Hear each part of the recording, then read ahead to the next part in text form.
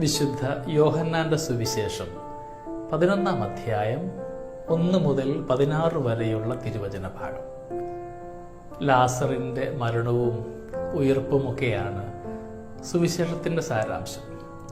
ഈശോ ഏറെ സ്നേഹിച്ചിരുന്ന വ്യക്തിയാണ് ലാസർ എന്നാണ് പറയുക.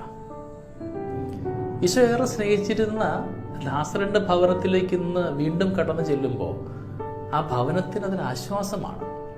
വേർപാടിന്റെ നൊമ്പരത്തിലായിരിക്കുന്ന പ്രിയപ്പെട്ട കൂടപ്പിറപ്പുകൾക്ക് ഈ വ്യക്തിയുടെ വരവ് ഒരു ആശ്വാസമായിട്ട് മാറുന്നുണ്ട്. അതിനു മുമ്പ് സ്നേഹന്മാര് പറയുന്നുണ്ട്, നീ അങ്ങോട്ട് പോകണ്ട കേട്ടോ, കാരണം യഹൂദർ നിന്നെ കല്ലെറിയുവാൻ വേണ്ടി കാത്തിരിക്കുകയാണ്. സൗഹൃദത്തിന്റെ ആഴം കൊണ്ടാണ് ക്രിസ്തു വീണ്ടും അങ്ങോട്ട് പോകുവാനായിട്ട് ധൈര്യപ്പെടുക. പകലിന് ഒരുപാട് മണിക്കൂറുണ്ട്. നമ്മുടെ ജീവിതക്രമങ്ങളിലുമൊക്കെ വ്യക്തിബന്ധങ്ങളെ ആഴമായി തിരിച്ചറിയുവാനും ദൈവത്തിൻ്റെ സ്നേഹം പകർന്നു കൊടുക്കേണ്ട ഇടങ്ങളെ അത് പകർന്നു കൊടുത്തുകൊണ്ട് രക്തബന്ധത്തിനപ്പുറത്തുള്ള ഒരുപാട് വലിയ നന്മയുടെ ബന്ധങ്ങൾ നമുക്ക് ലോകത്തിലുണ്ട്. അവയെ തിരിച്ചറിയുവാനായിട്ട് നമുക്ക് സാധ്യമാകട്ടെ. തോമാശ്ലീഹ പറയുന്നുണ്ട് കേട്ടോ, നമുക്കും അവനോടൊപ്പം മരിക്കാം. ഈശോ അങ്ങോട്ട് പോവുകയാണെങ്കിൽ അവന് മരണം ഉറപ്പാണ്. അവന് മരണം ഉറപ്പാണെങ്കിൽ കൂടിയും നമുക്കും അവൻ്റെ കൂടെ പോയി മരിക്കാമെന്ന് തോമാശ്ലീഹ പ്രഘോഷിക്കുന്നുണ്ട്. നമ്മുടെ ജീവിതത്തിലൊക്കെ എത്ര പേർക്ക് വേണ്ടിയിട്ട് നമ്മൾ ജീവൻ കൊടുക്കുവാൻ ധൈര്യം കാണിക്കുന്നുണ്ട്.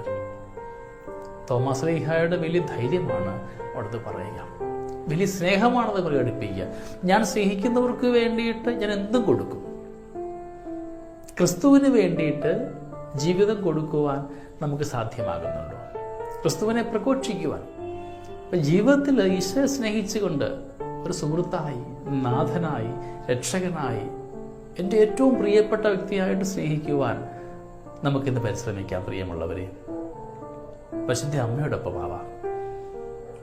ജീവിതത്തിൻ്റെ ഓരോ ഇടങ്ങളിലും സങ്കടകരമായ അനുഭവങ്ങൾ ഉണ്ടാകുമ്പോൾ, നെഞ്ചു പിളർക്കുന്ന ജീവിത അനുഭവങ്ങൾ ഉണ്ടാകുമ്പോൾ നമുക്ക് അമ്മയുടെ കരം പിടിക്കാം. ഈശോയുടെ കൂടെ പ്രാർത്ഥിക്കുക. ആരെയും വിമർശിക്കാതെ, ആരെയും കുറ്റപ്പെടുത്താതെ. നിന്റെ പ്രാർത്ഥനയുടെ കുറവ് കണ്ട് ഒരിക്കലും നമ്മുടെ ജീവിതത്തിൽ സങ്കടങ്ങൾ ഉണ്ടാവരുതെന്ന് ഓർക്കുക. ക്രിസ്തുവിന്റെ സാന്നിധ്യം ലാസറിന്റെ ഭവനത്തിന് അനുഗ്രഹമായി. ഉറക്കത്തിൽ നിന്ന് ഉണരുവാൻ ഒരു ഭാഗ്യമുണ്ടായി. നമ്മളും പലപ്പോഴും ഇന്ന് ഉറക്കത്തിലാണ്, ചിലപ്പോൾ ഉറക്കം നടിക്കുന്നവരുമായിട്ട് മാറും. ഉണർന്നെഴുന്നേൽക്കാം. എവിടെയാണോ നീ തകർന്നു കിടക്കുക, അവിടെ നിന്നും പിടഞ്ഞെഴുന്നേൽക്കുവാനായിട്ട് ഈശോയുടെ സാന്നിധ്യം ആവശ്യമാണ്.